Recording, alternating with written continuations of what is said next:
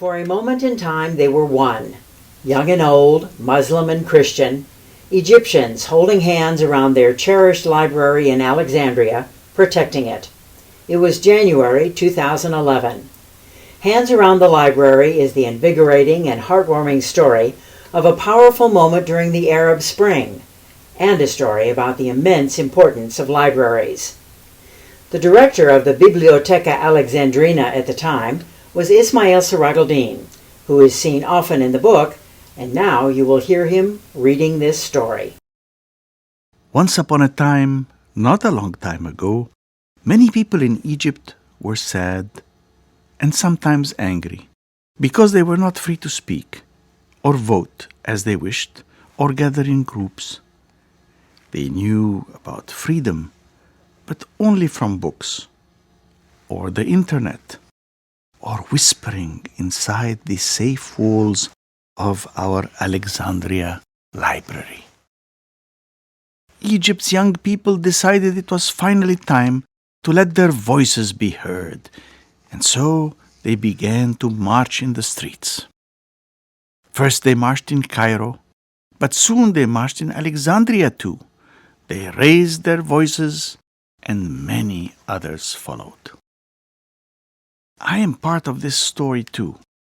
I marched in Alexandria too. I was excited and hopeful, but I was also scared. In other parts of our city, some of the protesters had acted in anger. They had set fire to cars and to a police station. As we marched towards the library, I grew worried. What if they tried to burn it down? Our Alexandria library, built on the ashes of the ancient, famous one, is the most beautiful modern building in all of Egypt.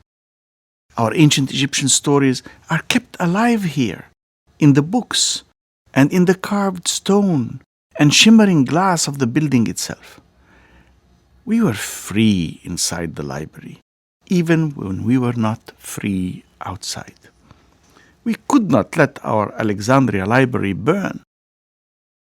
I was surrounded by the sounds of pounding feet and shouting voices. Maybe it was the noise of peaceful people demanding freedom.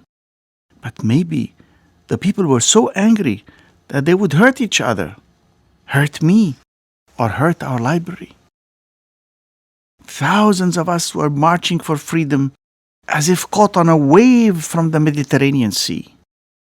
And Dr. Ismail Sirageldin, the library director, saw us approaching. "The library has no gates that can be locked," he called out. "The doors are all glass. There is nothing that prevents anybody from destroying this building with all its treasures, except the will of the people." The marchers pushed together closer and closer to the library. The crowd surged around me on the sidewalk, shouting and waving signs. We were in front of the library. We were on the library steps. The shouting grew louder, and then a young man broke from the marchers, and he ran up the steps to Dr. Sirageldin. And he took hold of the director's hand, and a young girl followed. She took Dr. Sirageldin's other hand. And then there were 5, then 6, then 7, then 10, all holding hands, protecting the library.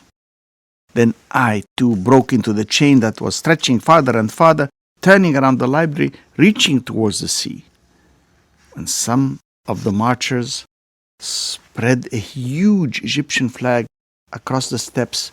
People cried together, "We love you, Egypt." The little boy held up another Egyptian flag. It was twice as tall as he was. He waved it right in front of Dr. Ismail Sirageldin. A smile crinkled the director's face as he spoke. "Thank you for protecting our library with us. Go forth into the journey of your lives and create a better world." "Thank you," he said, his voice catching a little. "Thank you from the bottom of my heart." That day, the whole world heard his words and watched our Alexandria library, our Biblioteca Alexandrina, with all our people holding hands in the perfect circle surrounding it. And because together we all protected our Biblioteca Alexandrina, once upon a time, not a long time ago, the library still stands today, holding all of our stories.